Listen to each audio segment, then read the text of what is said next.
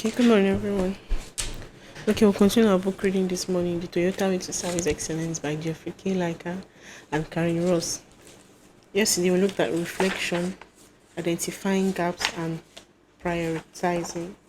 This is where the team had to identify their problem, identify the gaps they have in their credit transaction processes, identify and, looking for a way or solutions to solve this problem. Today on page 112, then in chapter 4, it says strive for future states through small circles of learning. Strive for future states through small circles of learning. We're looking at PDCA Cycle 1, that is deep dive at the Gemba. So that afternoon, they all did their Gemba study as agreed. At exactly 3 p.m., true to her word, Leslie gathered the team together and they headed back to the conference room. As soon as they arrived, before Leslie had a chance to settle the team, Joe took a piece of flip chart paper, stuck it to the wall beside the run charts they had made in the morning, and wrote 10 live transaction problems. As the members of the team began to call out more of the problems they had uncovered while sitting with credit transaction processors, it soon became obvious that the majority of problems happened when the credit transaction processors entered the transactions from emails that customers sent in. When the team added up the number of 10 lines or more transactions with which the credit processor had a problem, there were 3 times as many that were submitted by emails. Interesting, Laura said. I wonder why that will make a difference. I have some ideas about that, Katie said. Katie answered. Sorry. When we entered credit transactions that have more than 10 lines, the information usually comes in Excel template attached to the email. When we open up the spreadsheet, there are 20 to 30 columns that have all kinds of information in them. We don't need to use most of it, just the transaction number and the date. But in order to find those, we have to scroll back and front across the columns and then up and down the different rows. It is like being a detective looking for what you need. Sometimes the spreadsheet is big that we print it out so that we can highlight the transaction numbers and dates before we try to key them into the system. Whether you do it on the screen or from the paper, if you're not really careful, it's easy to make a mistake and pick up the wrong number in the wrong column. And all that hunting and picking for the first number in the right column takes a long time too, Tabitha noted. I have had that problem lots of time myself, Jimmy added. And it's even worse when you're scrolling back and forth on the Excel template trying to get all the right transaction number and the phone rings. Then you have to stop, open another window, process the credit transaction for the customer on the phone, and then go back and try to figure out where you were on the 10 line or more transaction spreadsheet. I'm always worried I've made a mistake when that happens, no matter how many times I check the transaction before I send it out. You know what, Jimmy, Jog said. Lexi, the credit transaction processor I was sitting with, said exactly the same thing.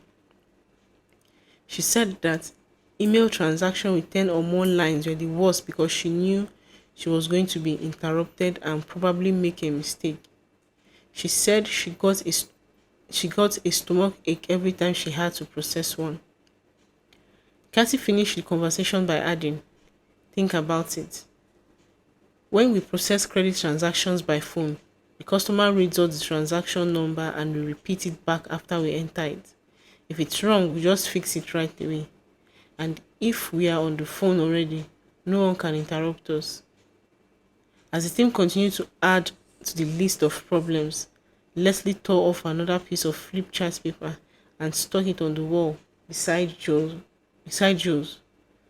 Under the heading Obstacles, She listed 6 points as shown in figure 4.8. After she finished writing the list of obstacles, Leslie checked her watch and said to the team, "Wow, it's almost 4:30. Time certainly has flown by. I think we are at a really good stopping point for today. But before we go, let's make a plan for tomorrow."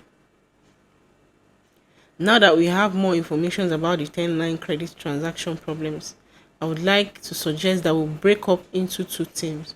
One team will work on figuring out how to create a process that all credit transaction process can flow so that it takes a similar amount of time to enter similar kinds of credit transaction. And one team can work on figuring out how to overcome some of the obstacles in the 10-line transaction process. How would everyone feel about that? Kathy and Joe looked quickly at each other and the team. Kathy said, "If everyone else is okay with it, I would love if Joe and I could work on the 10-line problems. I've complained to him about it so long and so often. I'm sure he thinks I'm like a broken record, but I'm only complaining because the problem is so important to me. And if I can do something to stop customers like EZ Credits from leaving, it will make me really happy." "Absolutely," said Laura. "Absolutely." "Great," said Leslie. "We are all set for tomorrow. Kathy and Joe will work on the 10-line problems, and Tabitha, Laura, Jimmy, and Jog will work on figuring out how to create a problem process that will allow all the credit transaction processors to do a quality job on time for each customer." Chatting among themselves, the team started packing up. As Jog headed out the door, he almost collided with Lexi, the credit transaction processor he had sat with in the afternoon. "Jog," Leslie said, "when you asked to sit with me today, I was a little nervous at first. But then when I saw you taking detailed notes and realized how interested you were, I began to get excited about it. I just wanted to come by and tell you that." Then, seeing the chart and flip chart page on the wall, Lexi said, "Looks like you guys did a lot of work today." "We sure did," said Jog, "and we couldn't have done it without your help and the help of all the other credit transaction processors. Let me show you what we learned." As Leslie watched Jog explain the run chart and process steps diagram to Lexi, she smiled to herself. Always best to go to the Gemba and see for yourself. Works every time. It had been a great day today, and Leslie was sure that the next 2 days would be even better. Okay, so this is where we'll stop for our reading today. Still identifying the problems and creating bringing up solutions or possible solutions for this problem of 10-line or more credit transaction spreadsheet, which they have identified to be the most prominent problem in the organization.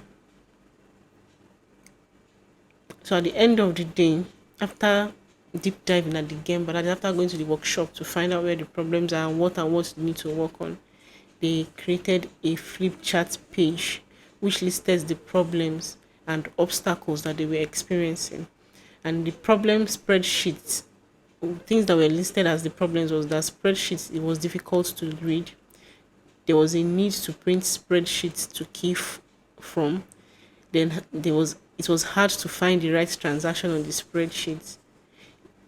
Easy to make keying mistakes. They easily made mistakes when this spreadsheet was sent. Then lots of interruption when trying to key in accurately. Then the obstacles. A spreadsheet has many columns. Transaction not located in standard columns. Looking up and down from printed spreadsheets to computer screen. Moving back and forth between customers' screen when interrupted by a customer calling in their transaction. Many customers' screen open at once. Many papers on the desk. So these are the problems and obstacles that they have identified, and they've been shared into two teams to find possible problems and possible solutions, to these problems. So this is where we'll stop from reading this morning. Thank you.